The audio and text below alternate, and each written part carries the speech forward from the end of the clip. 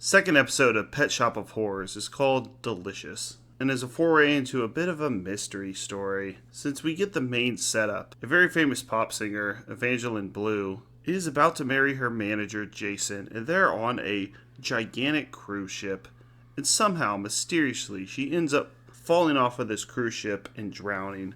Now, at this point, we're not exactly sure if someone pushed her, though they heavily hint at it, if she accidentally slipped, or maybe committed suicide. And the man she was going to wed, Jason, is very, very distraught. So where does he go? Where everyone goes when something like this happens. To the Pet Shop of Horrors. Jason Gray. Yes, I am Mr. Gray. I was told the pet my wife ordered was here. Yes, we have the pet that was requested. However, owing to the unusual circumstances involving your wife, we didn't know if you would still want it. Please allow me to offer my sympathies, Mr. Gray. I was sorry to hear of her death. Thank you. Yes, I still want it. You're alive, Ava! Sir, you shouldn't lean out so far. Please look carefully. It's a mermaid. A mermaid? Ava, it's me, Jason. Is it really you, Ava? So this pet, air quotes, that he picks up from the Pet Shop of Horrors looks just like his wife that fell off the cruise ship and died and drowned. Very similar to the episode we saw previously, episode 1, where a couple is given a rabbit that looks exactly like their daughter who died of a drug overdose, Alice. Apparently this pet shop is also gigantic too. They have this huge vase that looks like it could hold tens of thousands of fish in it. That's apparently just sitting in this pet shop. In fact, we never really get a good idea of what the pet shop exactly looks like. It seems to be this giant cavern that has 100 different rooms that all look different. Some might say it's magic. And this is once again playing on people who know that this isn't really a pet, but want to see their loved ones again. The couple previously wanted their daughter Alice to come back, so they ignored the ridiculous conditions of the contract that Mr. D gave them, and we're going to see that again. There are some stipulations of what he has to do.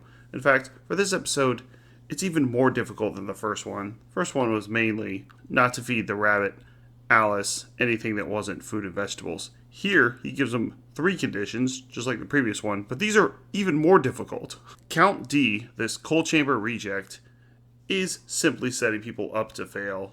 There's actually a funny part where the detective comes into the pet shop and looks at the contract that Count D gives people. He looks at it and he's like, oh, this is completely legal. You are absolutely allowed to sell a mermaid. It is important that you understand the terms of the agreement. First, you may not let anyone else see her. Secondly, you must keep her in a large tank filled with seawater. The water must be changed regularly. And third, do not let her go hungry at any time. In the event that any of these terms are breached, we cannot assume responsibility for the consequences. Okay, let me get this straight, Mr. Count D. This contract seems a bit impossible to follow and very unspecific. So, first, don't let anyone see her. Okay, that makes sense. It's a mermaid version of your wife that died on your wedding day by falling off, quote-unquote, a cruise ship. Okay, that makes sense. Second of all, keep her in a large tank. What's a large tank? Give me more specifics. And change it regularly. Well, he's about to keep her in a swimming pool in his house. He has an indoor swimming pool, which is badass. Is that a large tank? And how often do I have to change it? Just say change it once a week, or change it every year, change it 2 times a month. I am definitely going to fail this contract. And the third one, make sure she never goes hungry. If you ever dated a girl, they go hungry a lot. So how am I supposed to know exactly when she's hungry? And also, can I ever go on vacation or anything like that? Like, can I have like a caretaker? I guess I can never leave this house. This is how Count D is actually the villain. Don't buy into his very nice voice. Oh, I just like chocolate and sweets. He also really likes sugar, which he's constantly eating. I'm not evil at all. This one's even harder than the first one. This guy is going to fail. Make sure she never goes hungry. What a con. Yes, I understand you. Excellent, then we're agreed. I hope you'll be very happy. Because this episode features a mystery, along with this mermaid/monster, halfway through the episode, we do figure out what happened to Evangeline Blue on this cruise ship. Her husband was cheating on her on our wedding day. Understand, Jason. Ava's had everything she wanted since she was a child. Wanting me as a husband is just one more of her whims. This marriage is a sham. She'll grow tired of it. She'll grow tired of it and then... She wants you because you're the only man who hasn't fallen in love with her. Louise... The only woman I've ever loved is you. My heart is yours forever. Ava?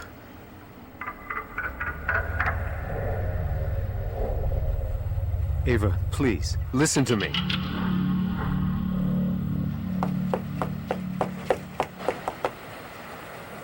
Ava, no!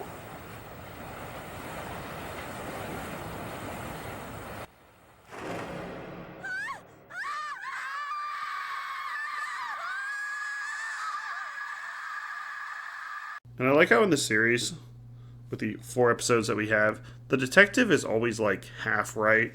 He thought that she was murdered. She wasn't murdered. She committed suicide. And then the first episode, he thinks the pet shop is dealing drugs. Pet shop's not dealing drugs. It's just giving people dangerous animals that end up killing them. And he's constantly talking about his hunches, which end up being, we'll say half right. And if you read the manga, there's some pretty funny interactions between him and the Count. And you know this how? My instinct! A cop trusts his gut. Oh, that's what animals do too. Count wins again. And this episode is pretty faithful to the manga. One thing they do leave out, just like in the first episode, is the manga has a lot more outdoor areas.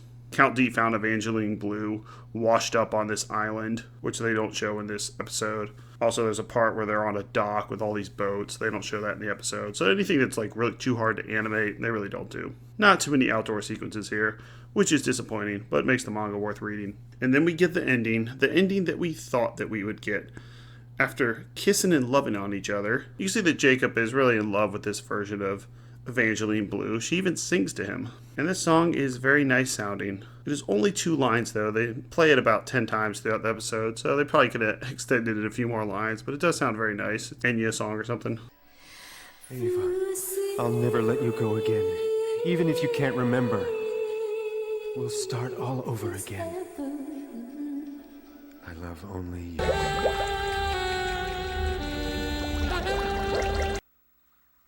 What's that smell? Turn on some lights!